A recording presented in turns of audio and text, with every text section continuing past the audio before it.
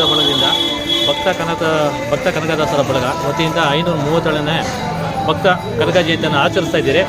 ಎಲ್ಲ ಭಕ್ತಾದಿಗಳು ಬಂದು ಎಲ್ಲ ಸೇವೆಯನ್ನು ಸಲ್ಲಿಸಿದ್ದಾರೆ. ದೇವರವರಿಗೆ ಆಯುಷ ಆರೋಗ್ಯ ಕೊಟ್ಟು ದೇವರ ಆಶೀರ್ವಾದ ಮಾಡಿ ಅಂತ ನಾವು ವಿನಂತಿಸ್ಕೊಳ್ತೀವಿ.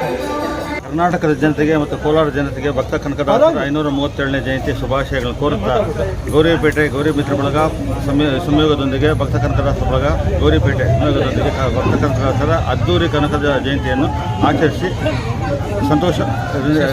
ಯಶಸ್ವಿಗೊಳಿಸಿದ್ದೇವೆ. ಅದಕ್ಕಾಗಿ ಎಲ್ಲರಿಗೂ ಶುಭಾಶಯಗಳನ್ನು ಕೋರ್ತಾ ಇದ್ದೀವಿ. ಎಷ್ಟು ವರ್ಷಗಳಲ್ಲಿ ಮಾಡ್ತಾ ಇದ್ದೀರಾ ನೀವು ಗೌರಿಪೇಟೆ? ಇದು ಸತತವಾಗಿ 3ನೇ ವರ್ಷದಿಂದ ಮಾಡ್ತಾ ಇದ್ದೀವಿ. 3 ವರ್ಷದಿಂದ ಕನ್ನಡ ರಾಜ್ಯೋತ್ಸವ ಮಾಡ್ಕೊಂಡು ಬರ್ತಾ ಇದ್ವಿ.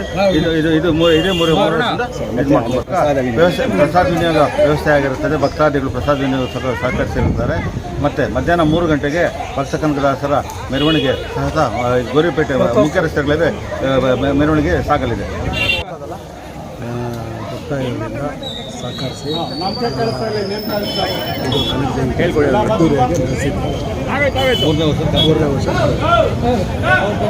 ಉದಯ ಶಂಕರ್ ಅಂತೇಳಿ ನನ್ನ ರೇಣು ಆಗಿರ್ಬೋದು, ಮೂರ್ತಿ ಆಗಿರ್ಬೋದು, ನನ್ನ ಗಂಗಾಧರ ಆಗಿರ್ಬೋದು, ಇವರೆಲ್ಲ ನನ್ನ ಸಂಬಂಧಿಕರು, ಕಾಸ ಸಂಬಂಧಿಕರು ಇರೋರು. ಆಮೇಲೆ ನಮ್ಮ ಗೌರಿಪೇಟೆಯಲ್ಲಿ ಇವರು ಮುತ್ತಾತ ಗೊತ್ತು ರಾಜಪ್ಪ ಅಂತೇಳಿ ಭಾಳ ಹೆಸರುವಾಸಿಯಾಗಿದ್ದಾರೆ ಗೌರಿಪೇಟೆಯಲ್ಲಿ. ನಿಮ್ಗೆಲ್ರಿಗೂ ಗೊತ್ತು, ಮುಸ್ತಾಫಾ ಸಾಬ್ ಅವ್ರ ಜೊತೆ ಒಡನಾಡಿ ಇಟ್ಕೊಂಡಂಥವ ವ್ಯಕ್ತಿ.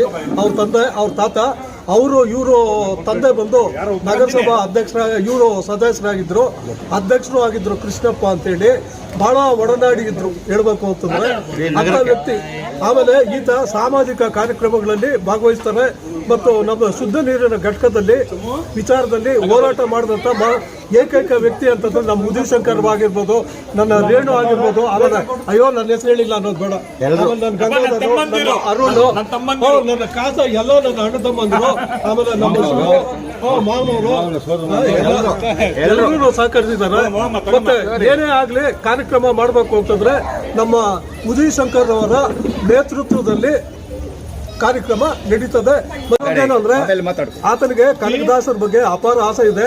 ಆತ ಮಾತಾಡಕ್ ಬರ್ದೇ ಇದ್ರು ಕೂಡ ಇದ್ರ ಬಗ್ಗೆ ಶ್ರಮ ವಹಿಸ್ತಾನೆ. ಇದು ನನ್ನ ಜಯಂತಿ, ಇದು ನನ್ನ ಮನೆ ಕೆಲಸ ಅಂತ ಹೇಳ್ಬಿಟ್ಟು ಹಗಲು ರಾತ್ರಿ ಶ್ರಮ ವಹಿಸಿ ಪ್ರತಿಯೊಂದು ಮನೆಗೂ ಹೋಗಿ, ಅಪ್ಪ ಇವತ್ತು ಕನಕದಾಸರ ಜಯಂತಿ ಮಾಡ್ತಾ ಇದ್ದೀನಿ, ದಯವಿಟ್ಟು ಮನೆ ಹತ್ರ ಬನ್ನಿ, ಇವತ್ತು ಪೂರ್ವಭಾವಿ ಸಭೆ ಇದೆ, ಆಂಜನೇಯ ಸ್ವಾಮಿ ದೇವಸ್ಥಾನದಲ್ಲಿ ಹಮ್ಮಿಕೊಂಡಿದ್ದೀನಿ ಅಂತೇಳಿ ನನ್ನ ಸ್ನೇಹಿತರಾದ ಮುಖೇಶ್ ಆಗಲಿ, ಆಮೇಲೆ ಇವ್ರು ಯಾರು ಮಧು, ಎಲ್ಲರೂ ಅಷ್ಟೇ ನನ್ನ ಮಿತ್ರ ಬಾಂಧವರೆಲ್ಲ ಸಹಕರಿಸಿದ್ದಾರೆ.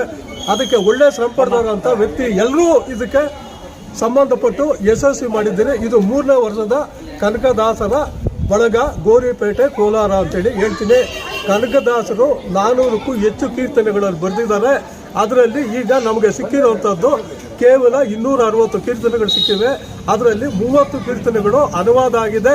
ಇನ್ನು ಉಳಿದ ಕೀರ್ತನೆಗಳನ್ನು 22 ಭಾಷೆಗಳಲ್ಲಿ ಅನುವಾದ ಮಾಡಬೇಕು ಅಂತೇಳಿ ಸಾಂಸ್ಕೃತಿಕ ಸಚಿವರು ಕೇಂದ್ರ ಸರ್ಕಾರದ ಅಮಿತ್ ಶಾ ಅವರಿಗೂ ಮತ್ತು ನಮ್ಮ ಕರ್ನಾಟಕದ ಸಿದ್ದರಾಮಯ್ಯ ಮತ್ತು ಕನ್ನಡ ಮತ್ತು ಸಾಂಸ್ಕೃತಿಕ ಸಚಿವರಾದ ಶಿವರಾಜ ತಂಗಡಿ ಅವರಿಗೆ ಈ ಮೂಲಕ ಒತ್ತಾಯ ಮಾಡ್ತಾ ಇದ್ದೀನಿ. ಮತ್ತು ಅವರು ಬರೆದಿರುವಂಥ ರಾಮದಾನ ಚರಿತ್ರೆ, ಹರಿಭಕ್ತ ಸಾಲ ಇವುಗಳನ್ನು ಕೂಡ ಪುಸ್ತಕವನ್ನು ಬಿಡುಗಡೆ ಮಾಡಬೇಕು ಅಂತೇಳಿ ನಾನು ಈ ಮೂಲಕ ನಿಮ್ಮ ಮಾಧ್ಯಮಗಳ ಮೂಲಕ ಒತ್ತಾಯ ಮಾಡ್ತಾ ಇದ್ದೀನಿ. ಉದಯ ಶಂಕರ್ ಅವರ ಬಗ್ಗೆ ಮಾಹಿತಿ ಕೊಟ್ಟಿದ್ದೀನಿ.